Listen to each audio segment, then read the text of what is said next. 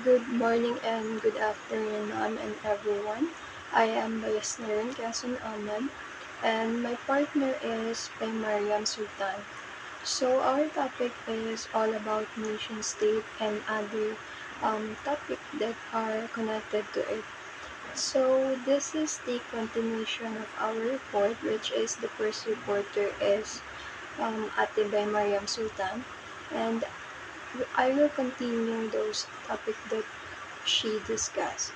My topic is all about nation state in globalizing world. Globalization is all about the process of interaction and integration among people, companies, and government worldwide. Yung globalization din is isa siya sa mga reason kung saan ang isang nation, businesses, and a lot of people is yung way ng interaction nila to one another is nagbabago siya.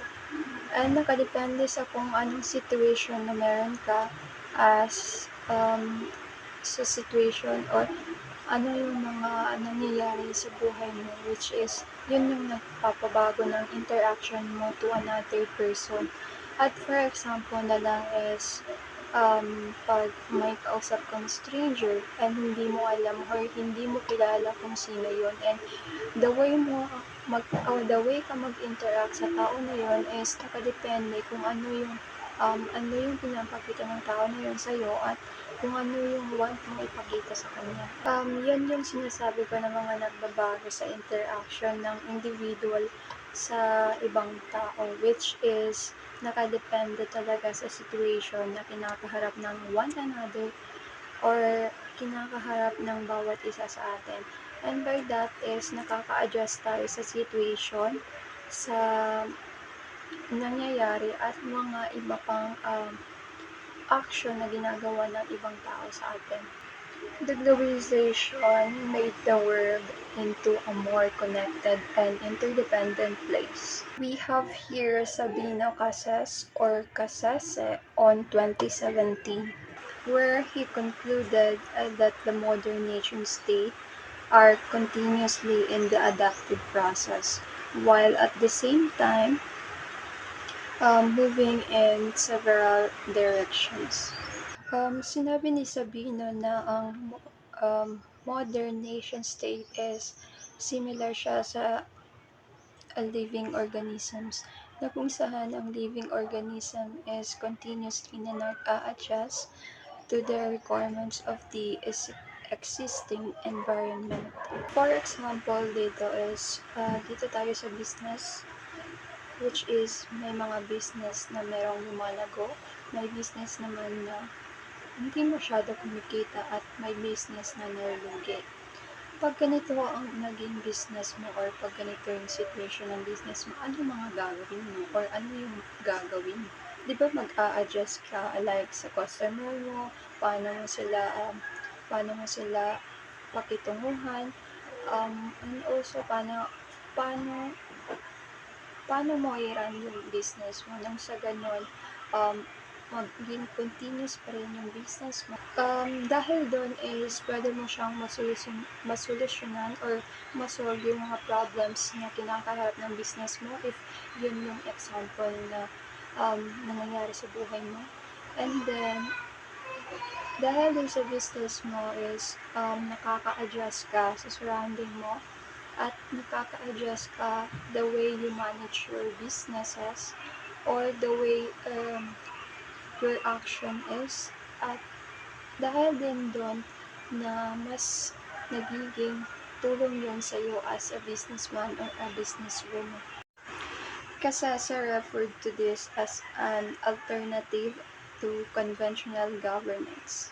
Pag kasi sinabi natin na conventional governance, about it is all about the government, where yung mga batas na pinapatupad nila is you should obey that one. And dahil doon, it can affect the modern nation state dahil na din sa kasi diba ang modern nation state is all about continuously adaptive process and adjustment on what what situation you are. And dahil doon, kaya naging alternative yung modern nation state sa conventional governance. And yun yung sinabi ni Kasese on 2017. Sa conventional governance is tayo ng mga tao na sumusunod doon is nagiging limit lang yung action natin o yung mga ginagawa natin sa ating buhay or sa ating mga pamumuhay. Na kung saan sa conventional governance kasi is more on law or yung law sa country natin, which is ito yung sa Philippine law, na kung saan madaming mga bawal, madaming mga hindi pwedeng gawin ng mga minor de edad, mga matatanda, or any other people na nasa country natin. At lang sa ganun is yung mga iba is lumalabag talaga sa batas. At dahil din dito is madaming nakukulong, madaming mga minor de edad na nasa kulungan na. And sa ganun is pag sa conventional governance tayo is dapat lang na yung law na pinapatupad nila is dapat nating sundin. Nang sa ganun is yung buhay natin is mapayapa or peaceful siya. And that's why need natin itong conventional governance na tinatawag. Pero pag sa modern nation state naman yung sinasabi natin or yung pinapahiwatig ni Sabino, yung or si Casasa, is pag wala naman tayong ginagawang masama or wala naman tayong action na yung ibang tao is naaapektuhan, is okay lang yung action na yun. At madami tayong freedom na kung saan pwede natin gawin yung mga gusto natin and many more. By Cheryl Pinder, 2011. The nation-state in the era of globalization is like some challenges. Lahat naman siguro ng mga buhay or lahat naman tayo ng mga tao is madaming challenges, problems, or obstacles na kinakaharap natin, which is in our everyday life, na kung saan some of those challenges na yun yung reason para maging strong tayo, para maging matatag tayo sa hamon ng buhay na kinakaharap natin sa pang-araw-araw na situation na meron tayo. And then, nasabi din dun na, di ba, yung the nation state and the era of globalization is, yun nga, some challenges. Siguro sa lahat ng tao is nakakaramdam ng gutom, nakakaramdam ng mga needs na kailangan nila for their everyday life. At nakakaramdam sila ng mga sadness, yung mga obstacles na hindi nila nakakaya, or anything na naiisip nila na kwan lang to ng God, or ito lang yung mga obstacles na need ng tao na maranasan.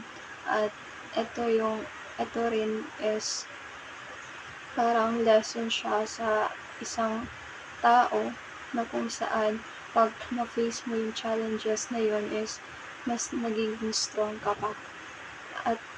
At dahil din doon is mas nakakapag-isip ka pa ng mabuti or nakakapagbigay ka pa sa sarili mo ng plan to how to solve that one.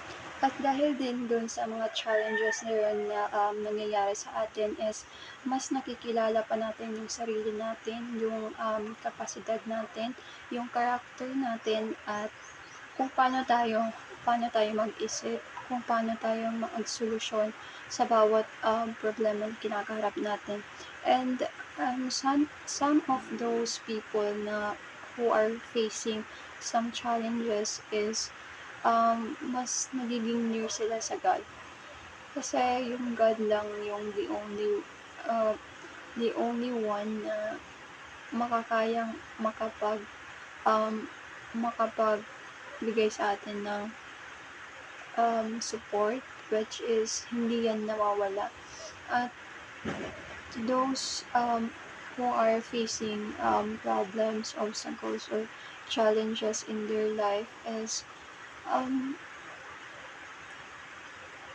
grabe yung support nila sa sarili nila at grabe yung paghihirap na pinagdadaanan nila pero they must go on sa buhay na meron sila.